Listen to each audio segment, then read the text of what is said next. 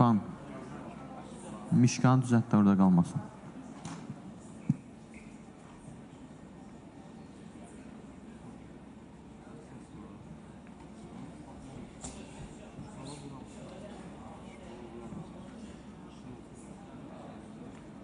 Koşulmuyor. Ha geldi kapadı. Ben tersine koşmuş. Yok da.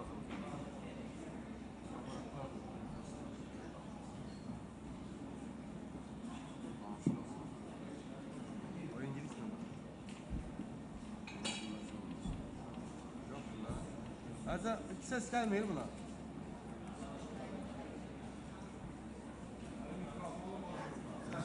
Test var.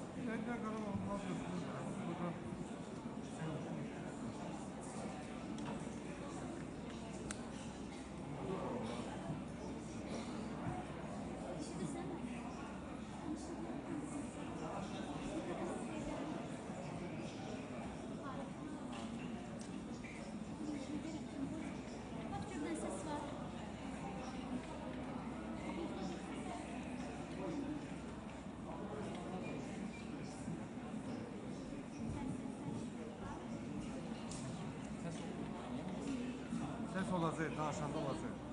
Hayır, çıxış edən hamının yaxına sinxron gedir. Çıxış edən hamı sinxron yazır.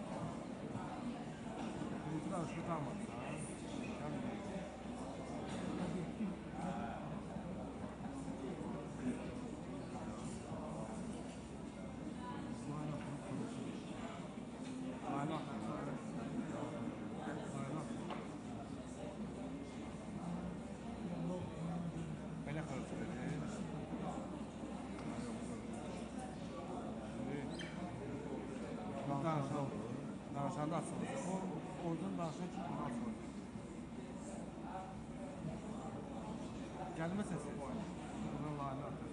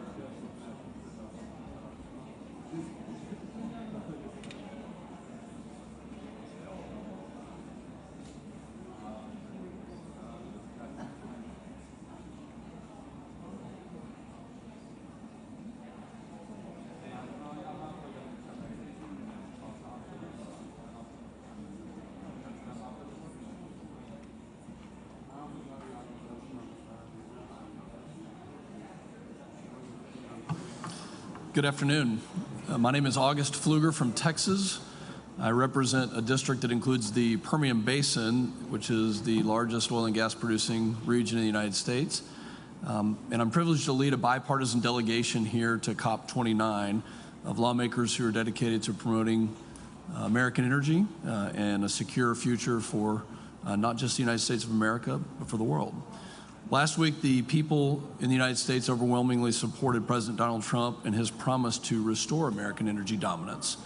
And we believe that we're in an energy expansion, that the needs of the world are going to continue to include increased supply. The United States has shown that while doing that, we can also reduce emissions without sacrificing innovation or economic growth or national security. And in fact, since 2007, our CO2 emissions from the energy sector alone have declined by 14.5%. And from the electric sector, we've seen a remarkable drop of over 28% since 2005. These achievements are a testament to the hard work and the dedication of American business and the communities striving for a cleaner, more sustainable future. We've also significantly improved air quality, reducing harmful air pollutants by almost 80% since 1970. And these milestones demonstrate that a commitment to environmental stewardship goes hand in hand with economic progress. However, heavy-handed government mandates would seek to destroy this progress, and a rush to a one-size-fits-all agenda has weakened our energy security and made us overly dependent on nations like China, the world's largest polluter. China is responsible for almost 30% of global greenhouse gas emissions, which is more than the entire developed world combined. And we cannot allow our energy future to be dictated by those who do not share our values. To truly lead in this space, we need a diverse energy portfolio that includes liquefied natural gas, hydropower, nuclear, clean coal. Last year, the House of Representatives passed legislation which was called the Lower Energy Cost Act, and it cut reliance on foreign energy sources like the Chinese dirty energy sources, but it promoted clean American energy. And I believe that we should continue, if we care about our world, if we care about our environment, to leverage the United States, the innovation that comes out of the United States, including nuclear and LNG. American natural gas has helped us reduce emissions more than any other nation, and we have the capacity to continue helping our allies reduce their emissions by exporting clean, reliable sources like LNG and nuclear.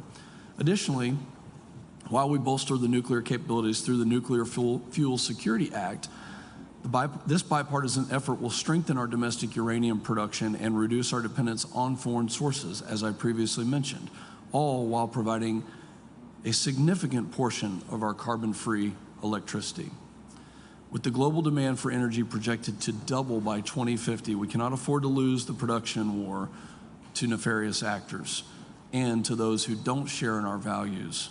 As we engage with our international partners here at Cop29, it's crucial to work together to promote solutions that prioritize energy security and environmental responsibility. And by leveraging the innovation that we see in the United States and elsewhere, I think we can do both. Thank you, and I'd like to turn it over to my colleague.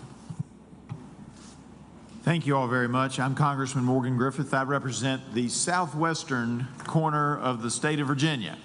And that district is heavily reliant in its economy on coal production and natural gas. Natural gas is coal bed methane. And while we need to work to have a cleaner industry to address climate change throughout the world, I don't think we've looked closely enough at new pollution control and emissions capture technologies. Our country has, the United States has, a great university research system. In my district, that's Virginia Tech. We're doing all kinds of research. Now, sometimes it's Virginia Tech research, sometimes it's other things that lead us to new ways to do things. In my district, there's a lot of coal bed methane. That's why natural gas is big there and has been for over 50 years. That said, we now have a company that is sucking the methane directly out of active mines, not just mining into seams that can't be mined, but active coal mines. I think that technology could go around the world. We also have a company that has flatbed filter technology that can, you tell them what kind of gas you want to pull out of whatever kind of factory you've got or just out of the air, and they can pull it out. There's lots of technology that's coming along, and I think we need to take a look at that. And the reason I feel that way is that an area that has natural resources should not be penalized because we're not looking at the opportunities to have a cleaner world and still use fossil fuels. My district has one of the least economies in the United States, but they're proud folks and they want to work. I think that's true for a lot of countries as well. And with technology, we can solve a lot of these problems without just banning fossil fuels. And that's why I'm here. I want to share these thoughts. I want to work for a cleaner America and a cleaner world. And I now yield to whoever's next. Mr. Balderson. Thank you, Mr. Griffith, and thank you all for having us here. We're honored to be here. We sit on the greatest committee in Congress, which is the Energy and Commerce Committee, so it's great to be here with all of you and certainly my colleagues. I'm Congressman Troy Balderson. I represent the great state of Ohio, but more importantly, Central Ohio, which I got to throw a plug in for the OSU #2 Buckeyes because my colleague to my right is a Michigan guy. So I don't know this person. We're here, and we're glad to be here. And the part of Central Ohio that I represent is now becoming the largest facilities of data processing in the country now. And our energy demand has spiked. It's impacted our constituents with the cost of energy. We're losing the baseload energy that we so desperately need to operate these facilities. I also represent the Utica Shale facility, which is in the southeastern part of Ohio. So we're honored to be here today, and I turn it over to Mr. Obernolte from California. Thank you very much. I'm Jay Obernolte from California. It's an honor to be part of this bipartisan delegation. In addition to my role on the Energy and Commerce Committee in Congress, I'm also the co-chairman of the Fusion Energy Caucus. And the message that I'd like to deliver is that I am absolutely convinced it's impossible for us as a worldwide community to meet our climate change goals without nuclear. It's abundantly clear that the world abandoned fission energy production far too early, and that in retrospect, the environmental consequences of fission energy production were much lower than the consequences of continued reliance on fossil fuel for energy production. We have some very promising new technologies in small modular reactors and other next generation nuclear technology that the United States stands ready to help the worldwide community in exploiting. But I'm also very excited about the prospect of fusion energy. Events in the last year have made it clear that commercial generation of fusion energy is something that has gone from being something that might be possible in our lifetime to something that will definitely be possible in the next 10 years or so. Fusion energy will be by far the cleanest energy that mankind has ever learned how to produce, and the environmental consequences of fusion are far lower than any other generation technology. And if you want to be optimistic about the chances that we will see commercial fusion energy generation soon, look at the fact that we are seeing the investment of billions of dollars of venture capital, not government money, but venture capital in fusion energy production. So I am very optimistic that this is going to be one of the key drivers in our ability to limit worldwide a temperature rise to less than 1.5 degrees. And I'm excited to help us reach that goal together. Thank you very much, and I'll yield to my colleague from Michigan. Congressman John James, representing Michigan 10. And as you all well know, Michigan is a peninsula state. We are surrounded by the Great Lakes, the largest freshwater reserve in the world. And we are proud to be the Great Lakes state. But I also represent the #1 manufacturing district in the entire United States. We understand quite well the balance in economical sustainability and environmental sustainability. We understand the need for industry growth with sustainable, reliable energy sources, but doing so in a clean manner that protects our air and our water. This is why we're here. We are committed and dedicated to continuing our cooperation across the country and across the world to have the best of the above solutions, to look at innovation rather than regulation, and to use our free market enterprise processes to make sure that everyone can not just survive, but thrive and prosper. I'm not only on the Energy and Commerce Committee, but I'm also the chairman of the Africa Subcommittee on House Foreign Affairs. And I recognize that when you look at a continent like Africa, that will by 2050 house and be the home of 1 of every 4 human beings on the planet. We recognize the great need for energy, not just in the United States of America, not just in the EU, not just in Asia, but in the global South as well. Making sure that we stay ahead of our energy demands by making sure we have sustainable, reliable, economical, and safe energy solutions is dependent on each one of us. What we should not be dependent on are those who are epic polluters. We should be independent, and that is why we're here. The United States wants to partner with each of you in your nations so that you can have independence and prosperity. We want to be your partners in that regard. And the best way to do that is through our innovation and through continually to be honest with each other, making sure we're not greenwashing the issues of genocide, making sure we're not greenwashing the issues of slavery, making sure we're not greenwashing the issues that need to happen to lower our carbon emissions across the world. So we're excited to be here with you today. We're excited to listen and to learn, and we're excited to continue our partnerships together.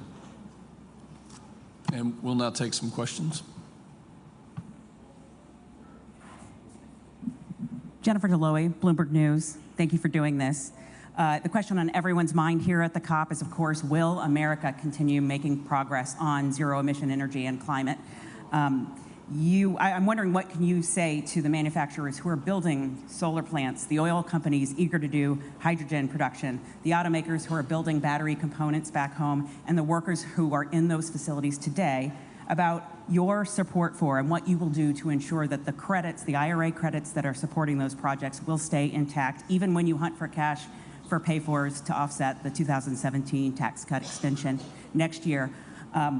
What are you going to do to keep those IRA incentives in place, and will you do that?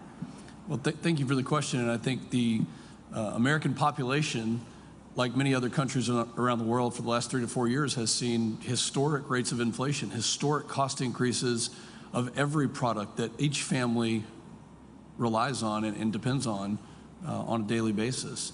And I think on November 5th in the United States, that was the issue where Donald Trump was elected. That was the issue that dominated all 50 states. And lowering those costs, we believe, has a very strong tie to energy, unleashing American energy, unleashing affordable, reliable energy that has baseload capacity.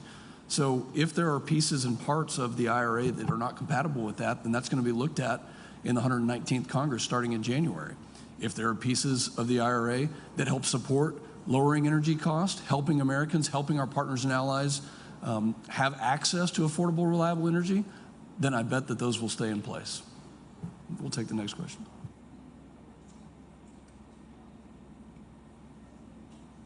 Thank you. My name is Vogar Seyedov. I'm from Azerbaijan State News Agency, Azertaj. Gentlemen, I count 5 colleagues out of 7 originally mentioned in the program who were supposed to present. And surprisingly, those 2 absent are those among 60 co-signers of a letter sent to State Secretary Antony Blinken last month, calling State Secretary to apply pressure on Azerbaijan. Now, my question is this absence coincidence, or is there any political meaning behind this? Thank you. Our focus here is to talk about energy, to talk about how American energy and the production of nuclear, LNG, and other sources can help achieve the same goals that are being discussed here.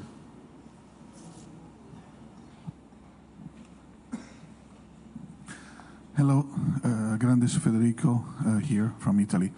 I would like to ask you, here we need to reduce, we need to cut, we need to reach a zero emission.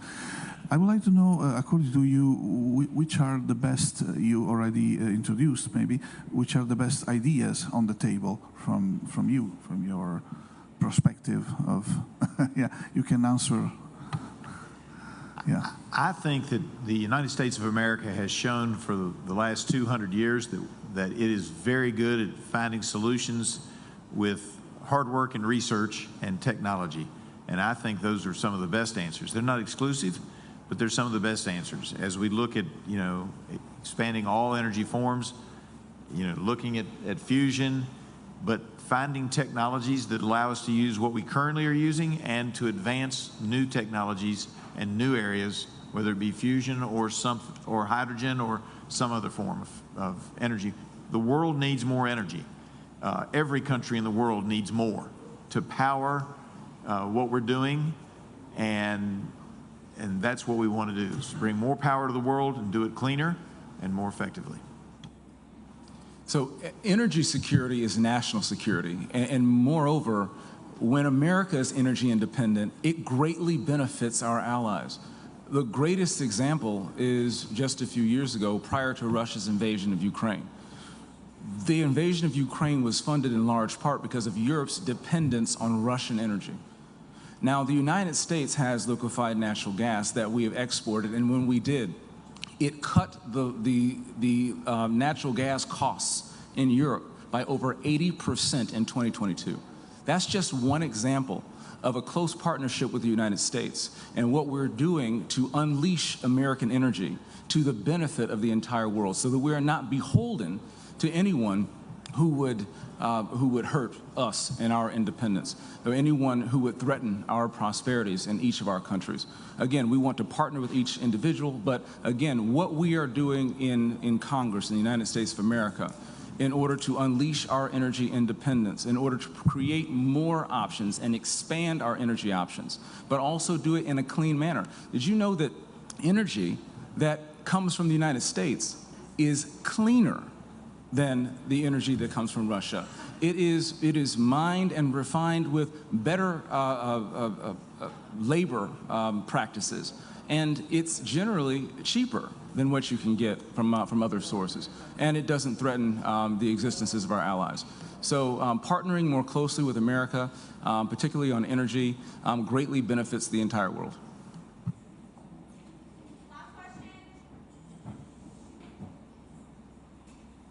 Hi, Jake Biddle from GRIST. Thank you for doing this. As I'm sure you know, the main agenda item here at COP29 is about international climate finance. During his first term, President Trump proposed to zero out international climate finance. That didn't happen owing to the Senate, but I'm wondering if you made that proposal again, what would you say in response, since you are in Congress? Well, we're certainly not going to get in front of the president-elect. He hasn't taken office yet. He's determining who his cabinet members are. But what I think we can say is that what I think we want to do is to continue, as my colleagues have said, to unleash American energy, to unleash innovation throughout the world that benefits in a connected world from affordable, clean, reliable energy. When you think about the fact that not only is the cost better, but it's also something that lowers the emissions rates. We don't want to sit back and see other countries that aren't participating, that don't apply the same standards, yet that do benefit from the money, whether it comes from the United States or any other country for that matter, but it's forcing up prices, energy prices and domestic goods prices throughout the world, but others are benefiting from that. I think this is the conversation at hand. The inflationary results that we've seen in the last 3 to 4 years are not just in the United States, it's all throughout the world. Energy is the foundation of every single business. Energy is the foundation of our life. Energy is the foundation, and it's going to continue to grow. So when we talk about climate financing, I think we need to first start with what is best for human flourishing. What is best for humankind? And there are countries in sub-Saharan Africa, on the Indian subcontinent, that for the very first time have access to energy right now.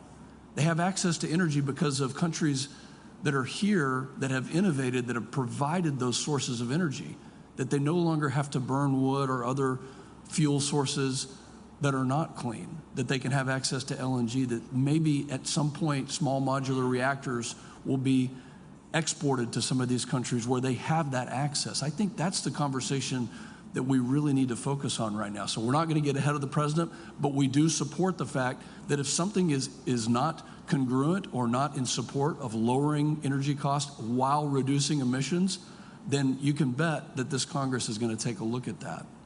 Thank you very much. We appreciate the opportunity to be here, and we appreciate the opportunity to have a press conference. Good day.